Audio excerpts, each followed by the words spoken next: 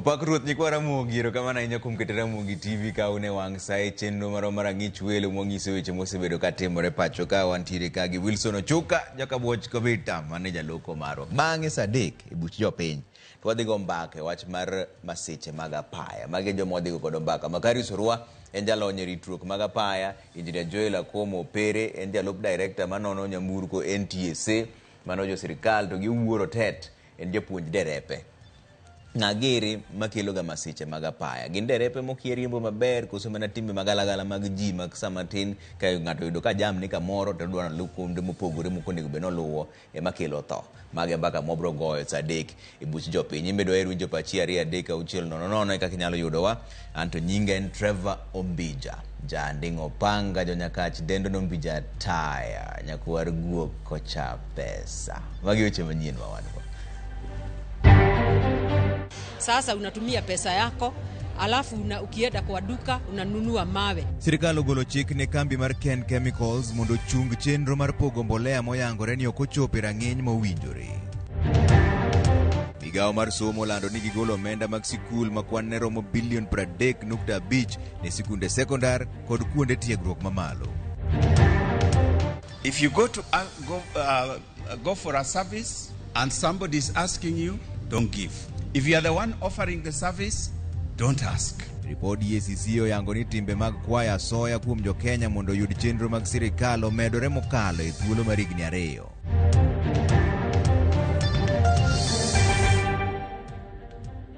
Erokamano wachak mana gi EACC ka ni duol makedo kod mibadhi pacho ka men EACC ogolo report mayango ni jo Kenya pod golo asoya mathoth eka giyud chenro mag sirikal to gi mamoko mochuno.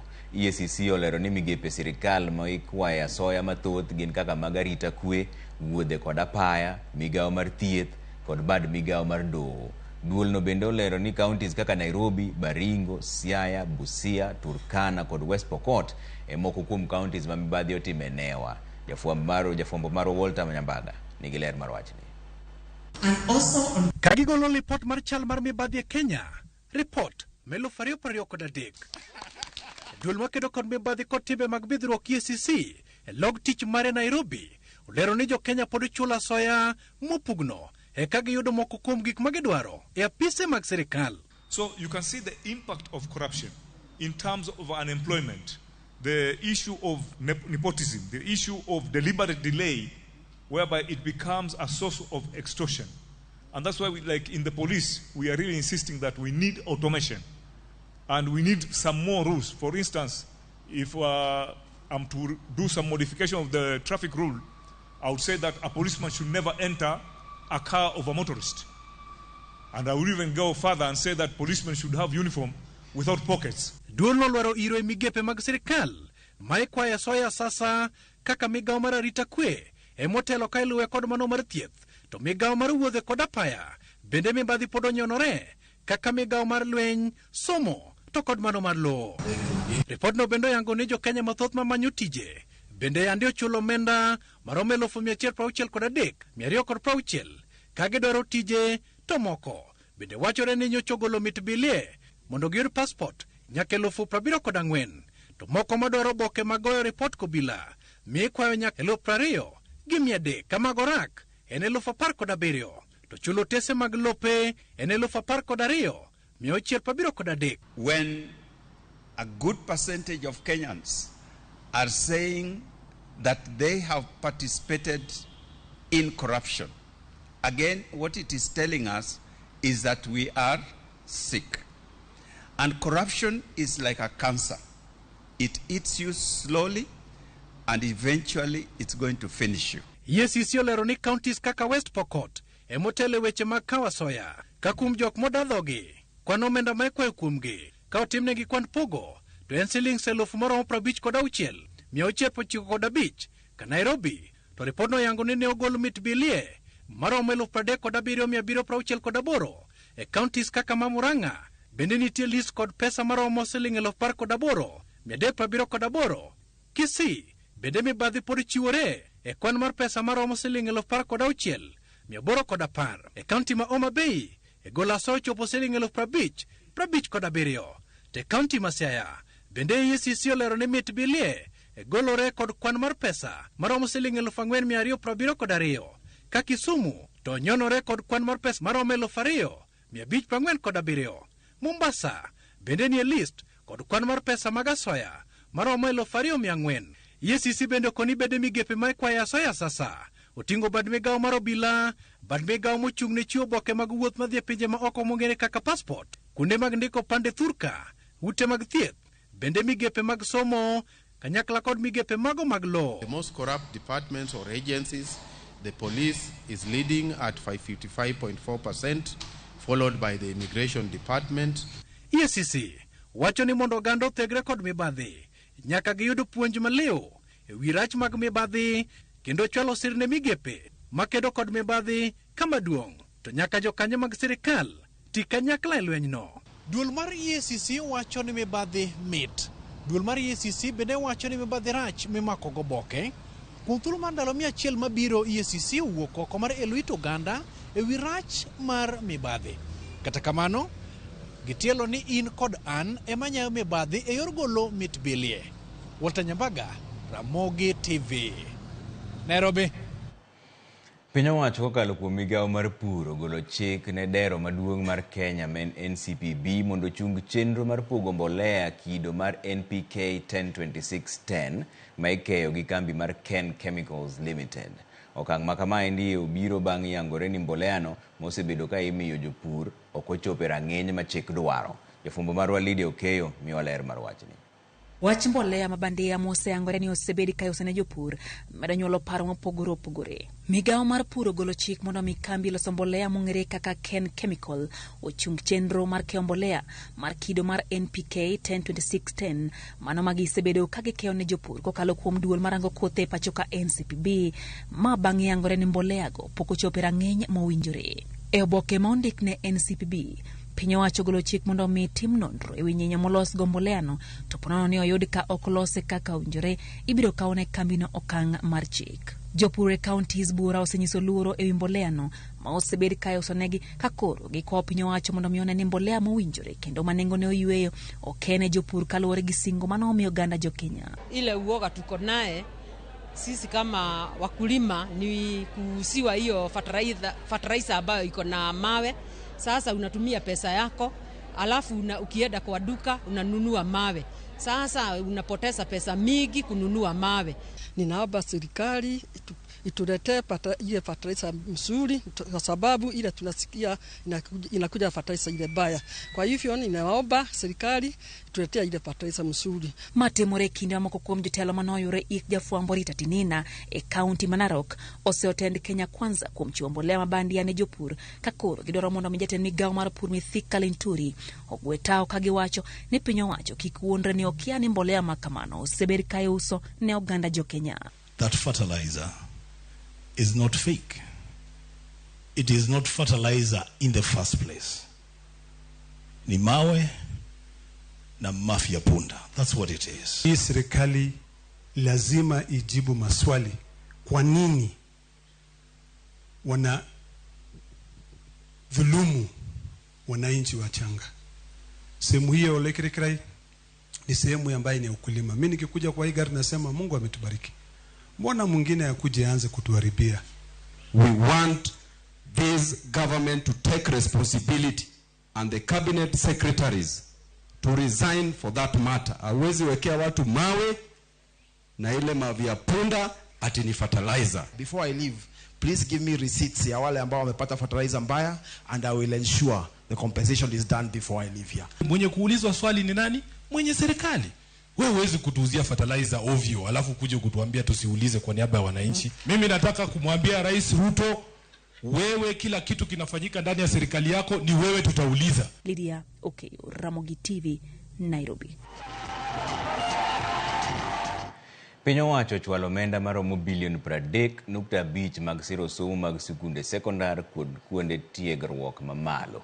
E wi omendano bilion 7 ochwal ne sikunde mag junior secondary ko mago ma piny owacho ka bilion 16 to mi sikunde sekondar ma jopuonjre ok dagie kata day schools. Kaka Diana Olonde leronwa, motelo ne ma riwruok mar jopuonj mar Kupet nyocho buogo loro sikunde poni piny owacho ok ochiwo omenda ne wang' sa. Higani jopuonj madongo mag skunde osebedo kawuok oko mar ng'ure wi midhiero ma gin godo tayo skunde kaluwore ni piny owacho osebedo kadeko kod chwalo omenda ma owinjo konye tayo chenro mag somo ahinya to e skunde mag sekondar. Juma ma okalo riwruok mar jopuonj mar Kuppet ne obwogo chiko jopuonj madongo po ni piny owacho ok ne ochwalo omenda ne skunde bang' juma achiel. Siling 22,244 pesa monego beni oseore skul sani onego beni en 11,122 to pesa moseor to skul odong' gi jumbe 3 kende tiloro en mana siling 3,877. Nyiso ni okol kata asilimia mokalo 30 e period mar tam mokwongo e tam manitiere activity mang'eny machalo kaka sports. Tunawapatia Ministry of Education siku 7 wao wametuma pesa zote katika mashule zetu. Tunajua pia kuna madeni ya shilingi ya zaidi bilioni 54, lakini kwa saa hizi kwa siku 7 ambao zinaja wao wamelipa zile pesa zote ambazo zitahitajika katika shule. La si hivyo tutaambia maheadmaster wetu wafunge shule na watoto waende nyumbani. Piny owacho rito dwaro mar Kuppet kendo bang' dala 7 bang' kwayogi ogol bilion 30.5 ne skunde mag sekondar kod kuonde tiegruok mamalo. E wi omenda ni bilion 7 ochwal ne junior school mag piny owacho ka bilion 16 to mi skunde sekondar ma ji dokie pacho kata junior day secondary schools. Ne somo mag kuonde tiegruok mamalo piny owacho chwalo bilion 6.7 ne chenro mag hola mag HELB ka bilion 3.9 gin sire yor scholarship. E hiko omenda ni piny owacho koro osechwalo maromo bilion 32 ne hola kod bilion 12 ne sir mag scholarship ne jopuonjre manie kuonde tiegruok mamalo. E chak tam manyien riwruok mar jopuonj mar Kuppet nyicho okoni poni pesa ok noluwo jopuonjre skul e wang' sa kaka dwarore to skunde mag sekondar biro bedo kod ng'anyo maduong' e pacho kae. Diana Ulonde, Ramogi TV. Jokanyo e sekta mar somo dwaro mondo piny owacho med kwan jopuonje sikunde kendo med keto omenda ma isiro godo chenro mar somo mar CBC. Jafwambo marwa George Juma miwa ler e wi ywak mar jokanyo. Higa mar 2023 jo Kenya ne ogorit ne chenrono mar somo mar 844 kendo keto teko e chenrono mar somo mar competency based curriculum kata CBC. Chenro mar somo mar CBC mane ochakre higa mar 2017 e pacho kae pod medo nyuolo paro ma opogore opogore. An owuon kaka ng'ama odhi skul aneno ko gima ber mak mana ni pod en gi nyau mang'eny momiyo jonyuolwa kata nyithindo ok winj tiende. Moningo okete obed maber ema onge kaka facilities ma CBC dwaro. To de ber bende mondo gi deploy jopuonj mang'eny e junior secondary ka mondo junior secondary opik more stronger nikech japuonj kobedo deployed to msache medore matin. To kokonya gi mwalo kocha te en mana kama ne entie miyo ok oyud motivation. Kata beni jokanye sekno masomo wach ni chenro ni masomo ma CBC ber mokalo seyo pod imedo keti ne piny owacho e yo ma ikete getim. Kuon moko to berie ne nyithindo to miyo rieko e lony mopogore gi mane machon mar 844. To kamo pek go nitiere nyaka books moko michaki keto mondo mwanyiew. Abwa onge go but osemewa pesa mar ng'iewo lab equipments. To joma nyalo bedo ni skill timo gigo samoro onge nikech jopuonj momewa samoro ng'ato ok otimo science notimo English. Koro ng'ama otimo English science niti bedo matek. Thoth jopuonje mag sikundego mag primary pod ywak ne gionge kod lony moromo e somono mar CBC. Kama kuom jonyuol bende pok owinjo maler chenro ni mar somo. Ka koro gidhi mbele ma koro gichomo junior secondary school ok wang'eyo ni to obro dhi junior ni nyaka chop karang'o to kosedhi kamano endo to ka koro gigike grade 9 to bro chalo nang'o. Koro wakwayo ni mondo mwang'e lerne ma wanyalo ikore mapiyo kata mapema ka nyathi dhi e step machielo. To challenge mosebedo gen jopuonjwa gibedo trend chon style machon mok mar CBC. Koro implementing the CBC is a problem for them because ok en gima ging'iyogo. Wawuoyo gi jonyuol ni gi support jopuonj gi support nyithindgi e yo moro amora nikech nyathi koyudo support maber to kiny obedo gi future maber kata sombe bedo mayot. Moko mjokanye sekano masomo ma oting'o jonyuol ma oriko ni wuoyi kinde nyasi mar dhialo jopuonjre mane otimo maber e piny mar Kasaboro higa mokalo e skund primary no mar St. Cecilia Olare e sabkono ma Wendo. Wach ni fuok pod nitiere maduong' e chendono mar somo CBC. Involvement margi pod ni piny. Koro pod wanyalo medo rwako parogi kata wanyalo nyisogi ni ere kaka wanyalo yudore kodgi kata kaka ginyalo yudowa kaka stakeholders mag schools mondo wabed kodgi e paro achiel ni to wanyalo bero wach mar somo nang'o. Riwruok mar jopuonj nate bade marongo ka otele kod jagoro mag Eunice Bosco wach ni nok mar jopuonj skundego mag primary kod mago mag junior secondary pod thiro chendono mar CBC. CBC mondo itime adequately and perfectly well, it should be 20 pupils to 1 teacher ratio. To wayudo ka classes wa opong' mamoko chopo kata 70 moko 100. Miyo okonyal timore e yo mowinjore podi kata odoko ni osemako mach jopuonj koro yango gima owinjo gitim. Dwaro nitiere mondo piny owacho med keto omenda ma oromo ne chendono mar somo mar CBC mondo jonyuol obed kod yot. Moko kuom jonyuol pod ywak ni gitiyo kod omenda mathoth e jolo chendoni mar somo. George Juma, Ramogi TV, Migori. Riwruok mar Governors okichore gi chien kod midhiero maduong' ma lakteche osebedo ka ywago ewi chopo kare ogirimiti mane ochuoye kogno higa mar 2017. E twak margi kod jofwambo kokalo kuom jakom margi men Governor Anne Waiguru gikoni nyaka ne chuo kogno e winjruokno piny owacho mamalo pok ochwalo negi omenda ne counties mar chopo kare winjruok makamano. Kakoro gikoni lakteche mabiro dhi nyime kod ng'anyo county ka county biro kawo negi okang' mager mag chik. Riwruok mar KMPDU to koni pok gidhi ataro mar chik kata chiel mar doho. Judith Omondi ni kod ler mar wachni.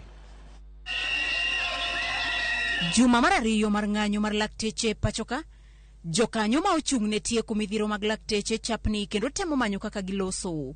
Kawuono riwruok mar Governors ka otelnegi kod jakom margi Governor Anne Waiguru obedo mabor kod thoth dwaro mag lakteche, ahinya to ma okelo kanyakla lakteche duto ma en ogirimiti mane ochopie higa mar 2017 mapok oketi e tim nyaka kawuono.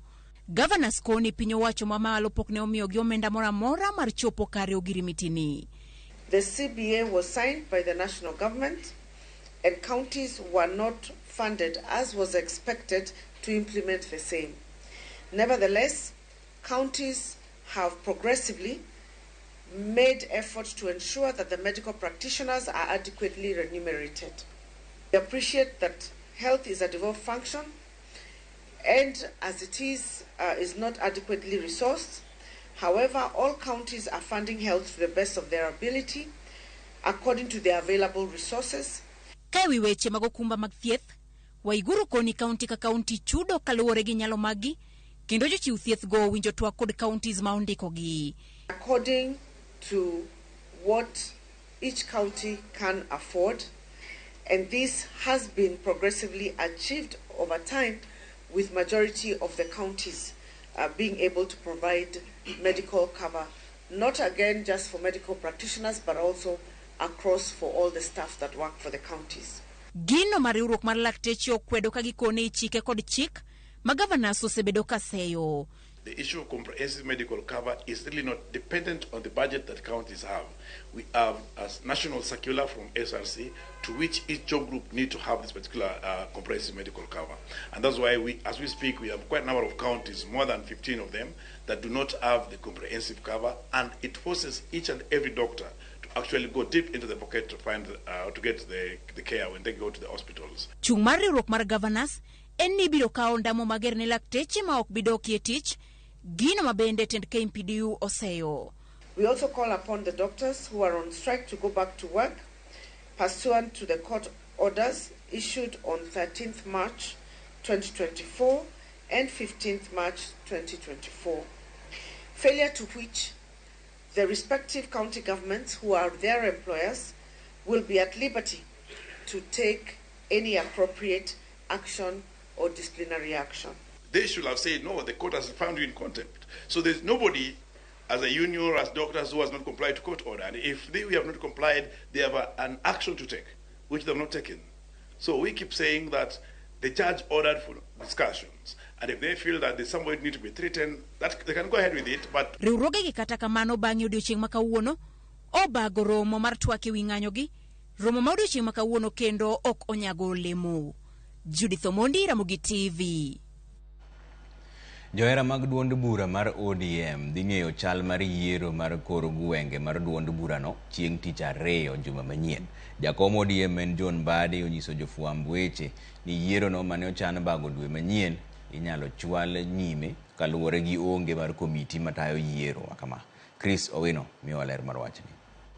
Ndalo adek kende motelo ne dwe mar ang'wen, jakom duond bura mar ODM John Mbadi olo kwe chuny johera mag ODM bang' wacho ni yiero mag kor mag duond bura mane ochan bago dwe mar ang'wen higani inyalo chwal nyime. There could be some challenges to that because our board or our committee, election coordinating committee, is not yet in place. So we may not have party elections in April, but that is a decision that the party will take. Yiero mar ODM ne ochan bago dwe manyien, kata kamano Mbadi wacho ne ler malong'o e wach makamano dhi wuok juma manyien e kinde romo mar komiti mochung' ne yiero. We are having a central committee meeting, unless indicated otherwise, on Tuesday next week of 2nd. That is where we are going to take a decision as to whether we will proceed with the grassroots elections as earlier been indicated for April. But there could be some challenges to that. Ewi PM mar siasa kin Governor machon Mombasa Ali Hassan Joho kod Wycliffe Oparanya, Mbadi ojiwo jogo duto man kod dwaro mar telo ne ODM mondo bed kod horuok kendo thegore kod gigo duto manyalo baro ODM. Those who want to lead this party and those who are interested in the strength of the party going forward to exercise restraints, exercise patience, and allow the party leader to manage the party and together with the leadership of the party. Kata kamano, Mbadi okwedo pogruok moro amora e duond bura mar ODM. It has nothing to do with the so-called infighting. There is no infighting. What we are saying is there should be no discordant voices in the party and voices that would cause panic to our members and especially our support base. Joho osebedo ka goyo koren en moro motelo ne ODM poni ogai margi Raila Odinga oyudo kom AUC e kinde ma Wycliffe Oparanya bende neno ni en ema onego tel ne ODM bang' chung' kod Raila Odinga kuom thuolo malach. Chris Owino, Ramogi TV, Nairobi. Riwruoge mag jodak e kuonde dak ma Nairobi kaendi wuok tung' mosuo kod gavana ma Nairobi Johnson Sakaja kuom chiwo thuolo ne joket mwandu mar gero orofa maboyo e boma kaendi. Jotelogo wacho ni kata obedo ni ok gitamre wach mar dongruok e boma, sirikand kaunti nyaka ler ne jodak chenro mong'ith kod omenda ma giketo tenge ne chano boma mondo mi obi ogeng' achiedh nade mathoth ikelo ne gi dongruok mar oganda. Simpro Sokinda nigi ler mar wachni. Oseyangore ne kar dak moro amora boma Nairobi, ahinya to kuonde dak manyangafu. Koro chenro manyien mar gedo biro, kendo ute mag orofa maboyo igero koni kod kocha. Ranyisi en kar dak ma Kilimani, Kileleshwa, Lavington, e kin kuonde dak mamoko machon, ute ne ok oyienegi kalo orofa 4 kadhi malo. Kata kamano joket mwandu sani gero ute nyaka orofa 10 gi wiye. En gima koro chwany moko kuom jodak e boma Nairobi makoro wuok oko mar kwedo wach manowach kod gavana ma Nairobi Johnson Sakaja mar chiwo thuolo ne joket mwandu ger ute nyaka orofa kata 25. While we are in agreement that there is a need to accommodate Nairobi's projected growth of 10.5 million by 2050, we wish to categorically state that the governor's approach blatantly disregards the correct legal procedure and good order.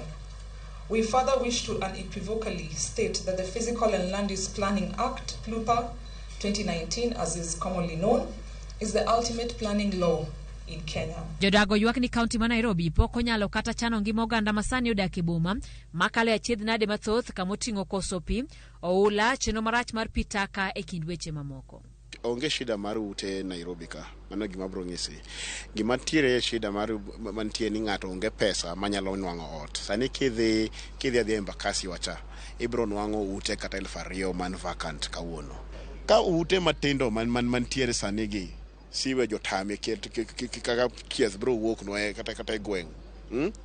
piny ng'we sani Nairobi nyocha koth ochwe siwe jo muoch kila mahali kata nyaka town kawuna kadho CBD kanyo anongo ka siwe mola everywhere onge ndache onge ang'o koro en odo shughuli ga gik onge ng'ama nomiye tij bilano. Florence Nyole ma en ogaye mar jogor ute kod jalony e chano bombe Patrick Adolo yango ni gavana Sakaja odhi ataro mar chike matayo chenro mag pango ute e boma gino ma giwacho ni nyalo biro kelo achiedh nade ne ngima oganda mathoth modak e boma. We're in trouble because they cannot just fathom the complexity. They cannot fathom it. They cannot even begin to understand how complex this space is.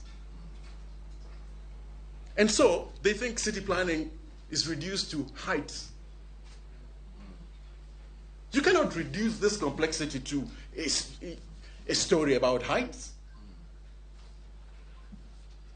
What do you take us for? The 2014 Nairobi Integrated Urban Development Plan, new plan as is commonly known, identified 7 subsectors that had been earmarked as critical zones requiring further detailed planning. We even note that bids for the planning of Woodley Estate, Ruai, Kasarani, Embakasi, and Kibera were put out. Yet to date, this process has not moved forward.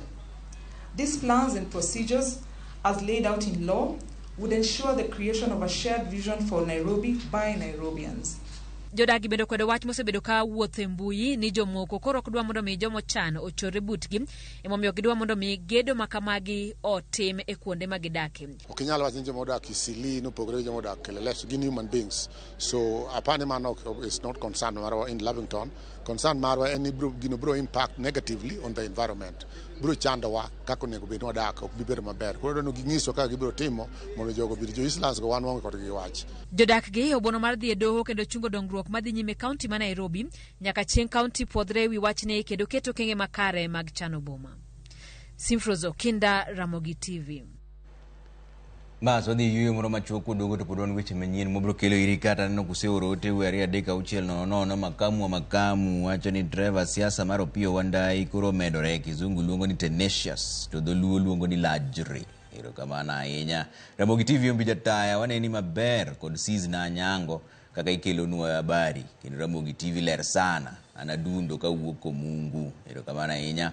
Anotieno small ka wuok Yadh Ngima Ramogi TV ler Migori ka endi agoyo mos ne ute fwambo duto kuom lalo Rita Tinina. Ero kamana ahinya. Ramogi TV ma ata gina nyakwara Rua mar Kisumu tiengre kendo ka debed ni obila inyalo twang' ne gi uniforms maonge mfuko to de ber sana. Hata ni wacho mar asoya wacho kamano. Trevor Mugilera duwa winjo habari gi maber. Mibadhi ma Kenya ka endi to ok nyal rumo. Ma baba Ana ka wuok Katito. Baba Ana mos na jo Katito kanyo kamano mano kaneya. Trevor ma endi Ochuka Derrick Ochieng ka wuok Chemelil Goal Village. Wacho ni Ramogiler kendo leo wamora ahinya an gi mama na nyakobura Sizna Dorothy Gibrona maduong' wuon Wendi. Ero kamana ahinya miduru mana oro ti wari adeka uchiel nono wadhi yo moro machuok obro dugi weche manyien bang' daka matin.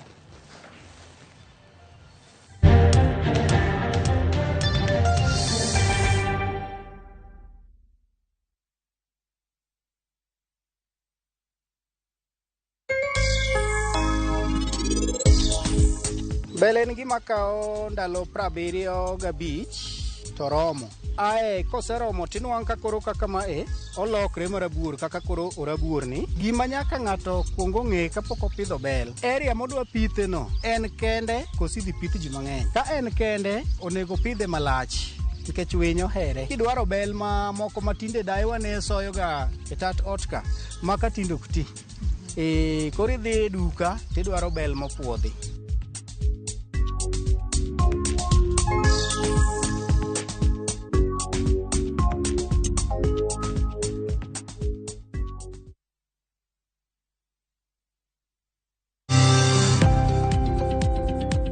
Gi mwando wakelo ni jolony e weche ohala. It is important mondo wan kaka joluo wabed gi dongruok. Wafwenyo ni adiera matut mag timo ohala. Tijni kidwa time en mana mashin mar luoko to gi kuminya yude pi.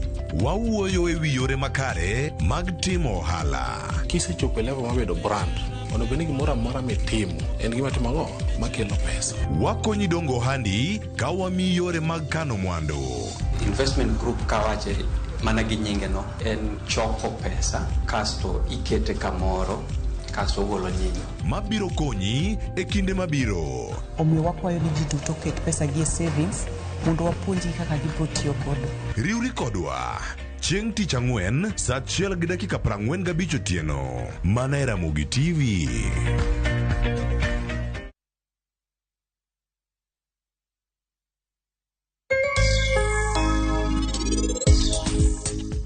Mr. Diwan,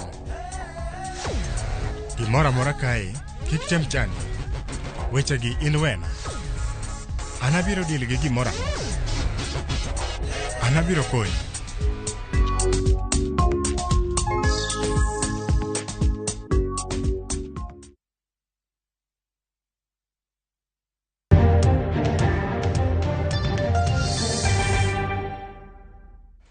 Kigende chenro mar ng'ich wela wacho ni duol ngech ang'iyo gi duol.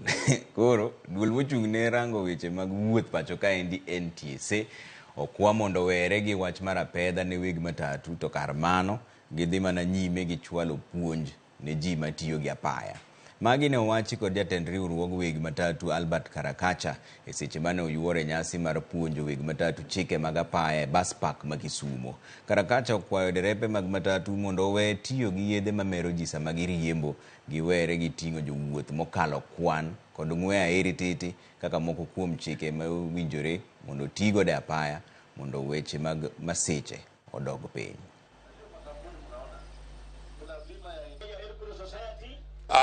Wamor nikech riwruok marwa mar Matatu Owners Association mowuok Nairobi noloso klinik makende mar kagwa geche maonge diro ng'ato, onge mako ng'ato. Wakelo geche, itimo negi ukaguzi, ging'iyo tuoche madibedi kata ka ball joint rach, tinyisi ni mondo idhi losi. Ma watimo nikech wach ajali musebet mang'eny e barabara. Kendo watemo mondo watim gimiluongo ni self regulations. Weche mag ndara waneno ka koro terowa kama rach.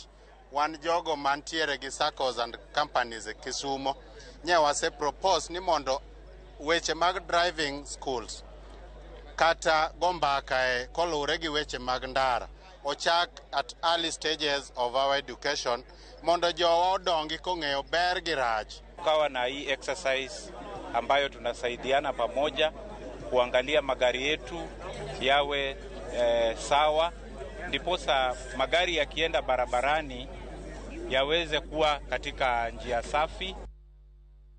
Endarita kwe kaunti ma Homa Bay oyango ni nyaka ne gichaka pedha giseloro kuonde math kod kuonde ma inyuoye kong'o ma chik okopuodho maromo 203 kod ji ma osemaki bende romo ji 189.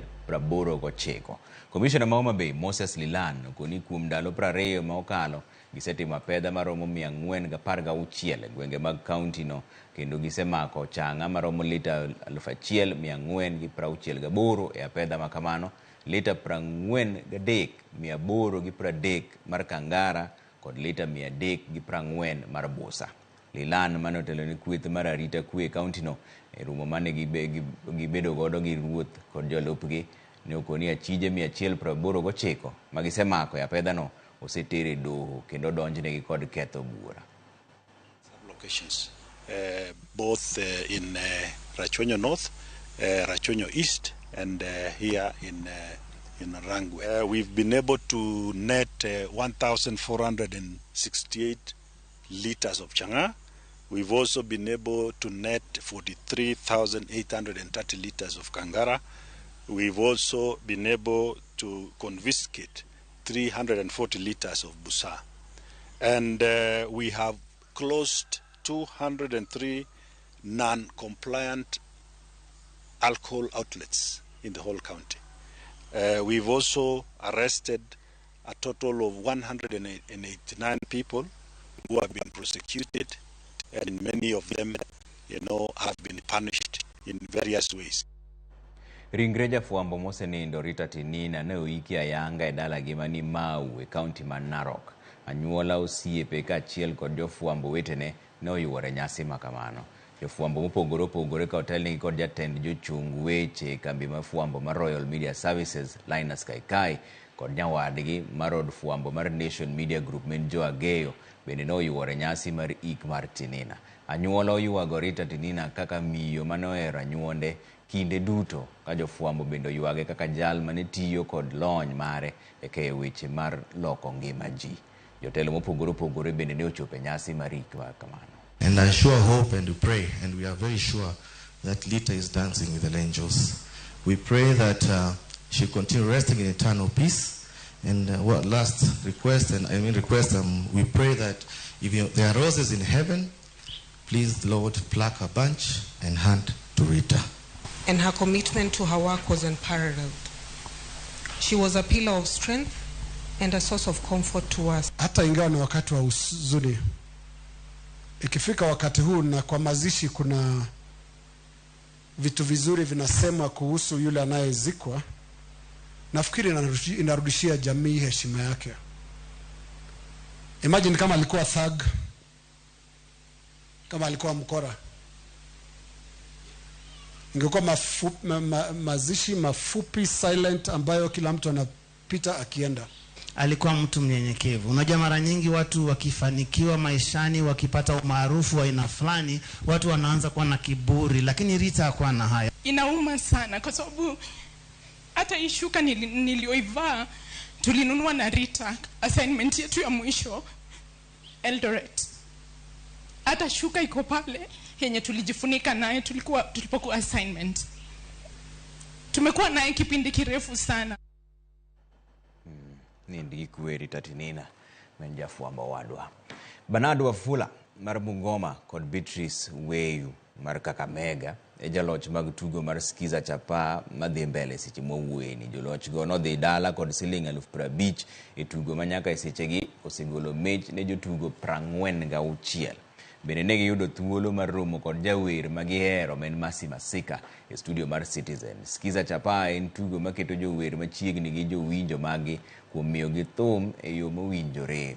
Mondo ibed jatugo mar Skiza Chapa, or ote mar *887*3 mondo iyud Skiza tune mari mihero e kinyalo bedo jaloch bende iye. Nimeshiriki mchezo wa Skiza Chapa. Yes.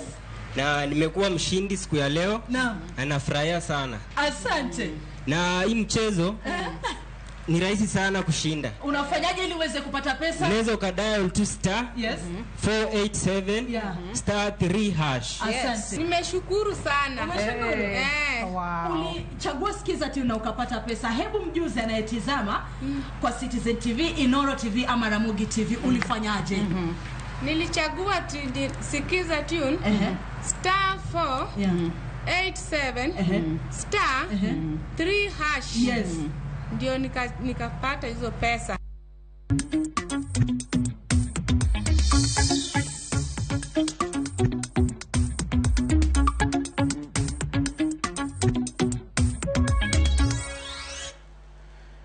Ononyene chimago aleni jatend migawo mar riwruoge Saga Simon Cheluguyo jiwo riwruoge Saga mag Harambee Sacco Society mondo jiwre kendo keto kenge mabiro ketogi kama ber e chiro mar Kenya mana kaka kinde mokalo. Cheluguyo kata kamano nopuoyo kenge mar Harambee Sacco osegoyo kendo dongruok moidho nyaka 6.2 kipimo gi higa mokalo ma kwan nene na 5.3.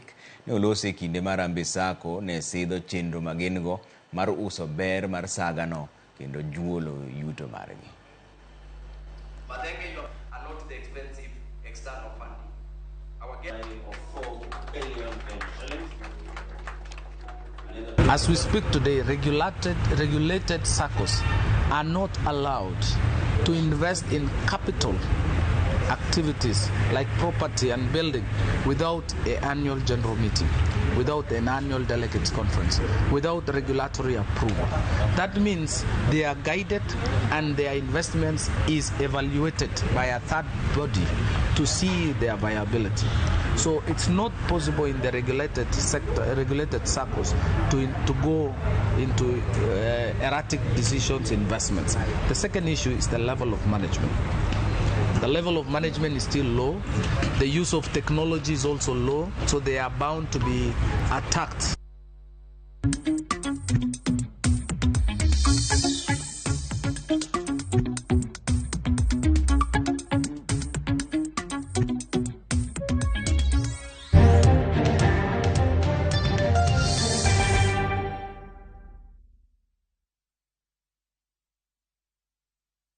Chak wuoth materi kama ber lilo emanitie. Donji e piny ma jotijewa makonyo kastembe gi rwak makende ok ni mana kod lony to gikonyi e timo yiero makare mar chopo lek ma in godo e kitu itado midwaro. Winjane sigand kastembewa moseyie kod ber ma giseyudo. Nambati is the best. Na bei iko sawa. Na quality iko poa. Limwa e badwa ma Manjit House, Kisumu Accra Street e apaya ma Paul Mboya. Gochi e 070 Adek Abitabirio Aria Burachiel. Royal Mabati Factory. Excellence redefined.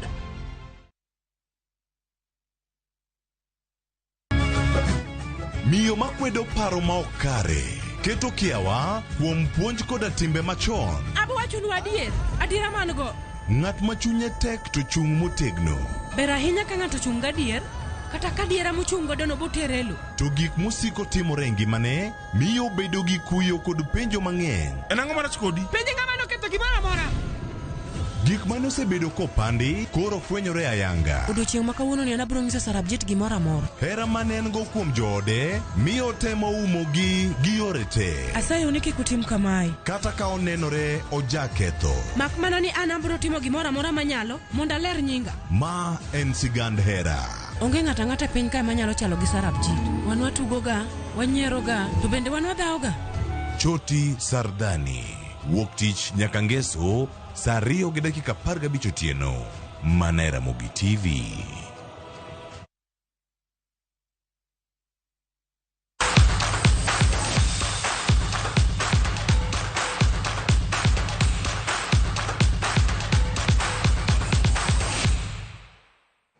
Johera mag tuke mag Safari Rally kwano mana seche kapok tuke mag WRC Safari Rally chakore ayanga odiochieng' makiny. Derepe ma pacho ka endika achiel gi mawuok e pinje maoko kotelnegi gi jaloch higa mokalo Kalero Van Pera nobilo achiel kuom alap ma Naivasha ma ibiro tiyo godo e piem goeko. James Opondo lidonwa report ni. Emitoka mar Toyota Yaris GR Hybrid R1 kel Rovan Pera mawuok e piny mar Finland kendo jaloch tuke mag WRC Safari Rally higa mokalo cherore e achiel kuom ndara mayudore e kar rito le bunge Mandulele Conservancy. E orakono mane okelo kanyakla derepe mabiro chako tukego kiny, Rovan Pera notieko thuolo mokwongo gi dakika 3 gi nyiriri 3-2 kiluwe gi Neville Thierry manotieko nyiriri 1 toke.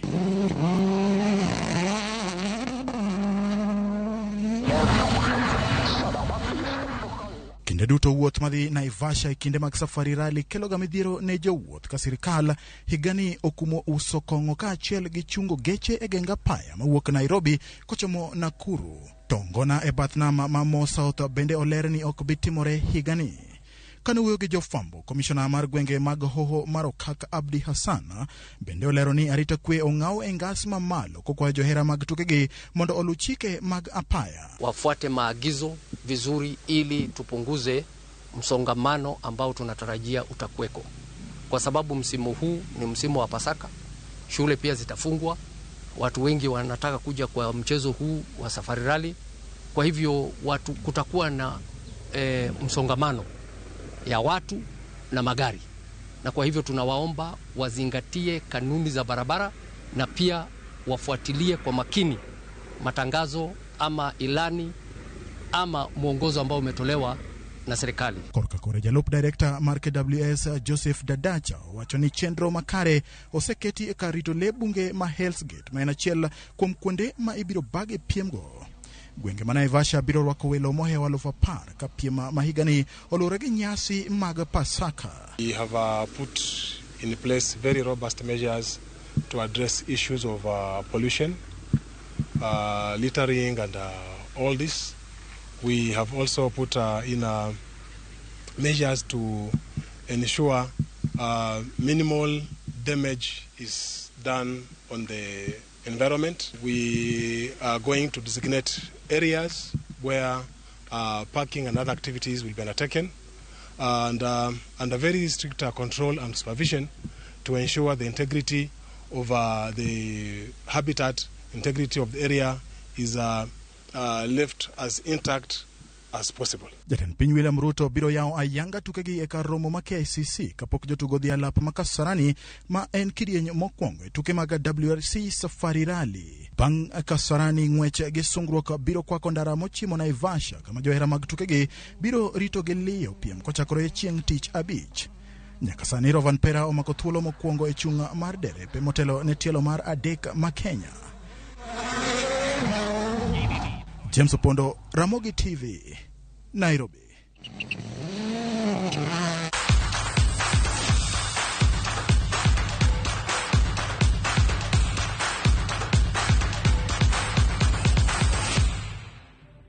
Bas watiko chenro mar ang'ich welo gi kanyo. Neno ka architect Evans Asiyo wacho ni Trevor Ramogi biro maler kendo miwa gik moko kaka timore. Waneni maler gi Lovina Asiyo ka wan Karen kanyo. Kama na inya jaloko maronen Wilson Ochuka jaka buoch kobita an kaka pile nyinga Trevor Ombija jandingo panga jonyakachi dendo Ombija taya nyakwar guok kocha pesa.